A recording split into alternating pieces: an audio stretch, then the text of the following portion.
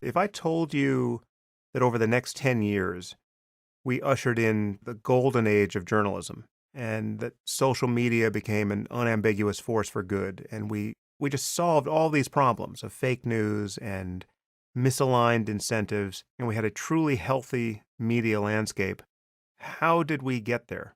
Well, I think there are some grounds to hope that we will see some kind of renewal of national spirit because of the Trump presidency. I think that really is a possible thing. I see little spring buds everywhere around me. If you work for a mainstream media company like the Atlantic, we have never had more readership than we've had in the past few weeks. And not only readership, we've had a surge in subscriptions. People suddenly want to pay for journalism. They understand that if you don't pay for it, you get RT and InfoWars. Yeah. If you, they're getting that. The New York Times has seen apparently the biggest surge in its online traffic, its online subscriptions ever. And meanwhile, papers that have been less to the fore in telling the truth about Donald Trump, like the Wall Street Journal, have seen their prospects damaged. The market is saying we want truth and will pay for it. Now, there are limits here, but because remember, most people do get their news from Facebook. Facebook is the biggest and most important media company in America. And Fox News is going from strength to strength. And I think that's an unfortunate development. But I also see a real rise in civic engagement. You see these people who are coming to the town halls. That is tremendously inspiring. That's how you hold the authorities accountable. Go to their town halls, confront your congressman, and be respectful and responsible, but be firm. He works for you, after all. She works for you. So that's the scenario: is that this becomes a season of political engagement. The new energy in journalism is pretty obvious, and that's fairly thrilling, except this fake news meme is really insidious. I mean, there's the real fake news, and then there's the fake news. There's the aspersion cast upon real news as being fake just because you don't happen to like it. This is obviously coming mostly from the right and from Trump defenders. How do we inoculate ourselves against the power of this meme where basically everyone has siloed themselves? My news source considers your news source fake news, and you return Yeah. the favor. It should just be obvious that when the New York Times commits an error and corrects it, that does not vitiate the integrity of the New York Times for all time, and that certainly doesn't put it on all fours with some blog that is just manufacturing fake news. And yet that seems to be what has happened. There are people who just will not trust anything in Yeah. the mainstream media now. What do we do with that? Good journalists make mistakes for the same reason that good scientists often get things wrong. The truth-seeking process, and you've written about this, the truth-seeking process is not one where you start, if you knew it already, you wouldn't need to go seek it. It is a process of hypothesis, of checks, of errors, and of correction. And the corrections are as integral to the process as any other part of it. And that's the difference between, and of course, and we all have our biases. The New York Times certainly has a lot of biases both in terms of what they select. I think in retrospect, people will look back on the New York Times coverage in 2016 and would say, in the face of this slow-moving catastrophe that was what Donald Trump was about to do, move to America, did you really have to print 80 articles or whatever it was about transgender rights? That was that was your news. That was your great crusading cause in the year 2016. You joking?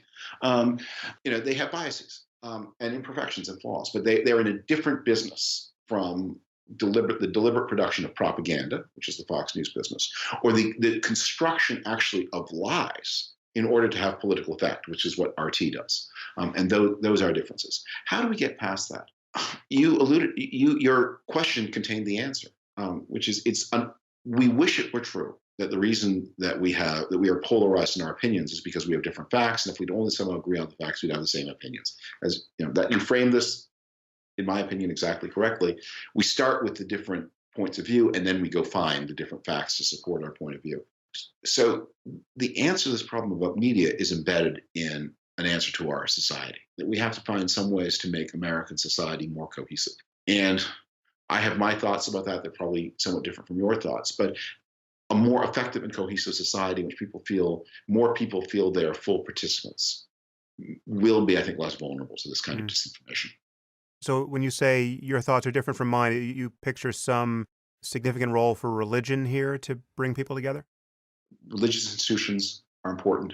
I think a slowdown in the rate of immigration is important. We have to be, I think that as society becomes more diverse, it becomes less mutually trusting.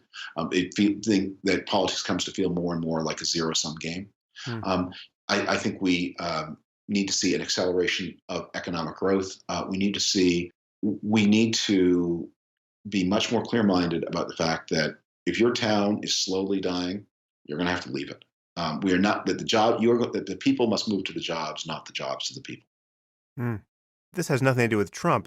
We just have the basic fact that technological progress is of necessity replacing human labor, and the labor is not coming back. Those coal mining jobs are not going to come back, and Yeah. the auto working jobs are not going to come back when auto workers get replaced by robots. We just have to deal with all of the casualties of that progress head on. Retraining for a 55-year-old auto worker, that auto worker is not going to be the next software engineer at Facebook, right? So we need a social safety net and kind of a new ethic of absorbing the consequences of bad luck better than we do.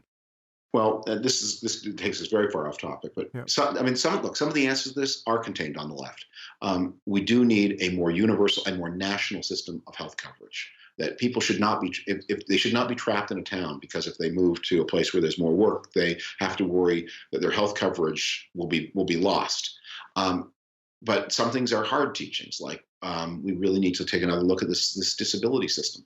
Which is turned into de facto income supplements for people who've been made jobless, redundant by technological change. And I sympathize with the judges. I mean, you sit in that chair and you see 20 cases a day of men who are genuinely hurt or injured, who could work, but who don't have the skills to work, and who, if you don't give them this disability pension, are eligible for virtually nothing. So the judge cracks and starts giving people a disability, but those lock them in their places where they live. I'm a big defender of the pharmaceutical industry, otherwise known as the people who are curing cancer. But their role in the distribution of these opioid painkillers is not innocent, and we need again to read. And I'll tell you, I think we all have one of the tests of our intellectual vitality is our willingness to let things that bother us more change our views about things that bother us less. I've always been, for example, a very hard line. I've been very much a hardliner on the marijuana question, but I've had to consider, if people have mild recurring pain and they're going to be addicted to something, probably is better that they use marijuana than opioids. And so that's part of my, those are some of the sort of the new doors. But if I talked before about Donald Trump as a challenge to our citizenship, it's a challenge to the frozenness of our political discussions, that we have these real problems and we have these stagnant Republican and Democratic parties frozen in the politics of the 80s, and the Republicans are somewhat worse, but the Democrats are only slightly better. And it created the readiness for this agent of destruction. Yeah.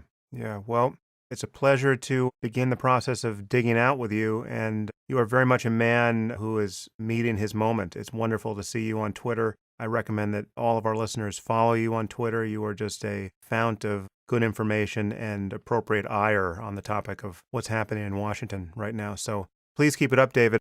Thank you for taking so much time with me. I know you are very busy, and I hope this is just the first of many conversations, and I hope we have more fun things to talk about in the future. I'm really honored to be here, and I salute your work. And you've always been such a great guest in such programs as Bill Maher. That was a really wonderful interview, and so I'm honored to be able to talk to you with you sitting in the Bill Maher chair, Nice, and me sitting in the Sam Harris chair. Thank you so much. Yeah, to be continued. If you like the video, smash that like button. If you don't like it, leave a comment explaining why. If you have nothing to add, ZeroFox given.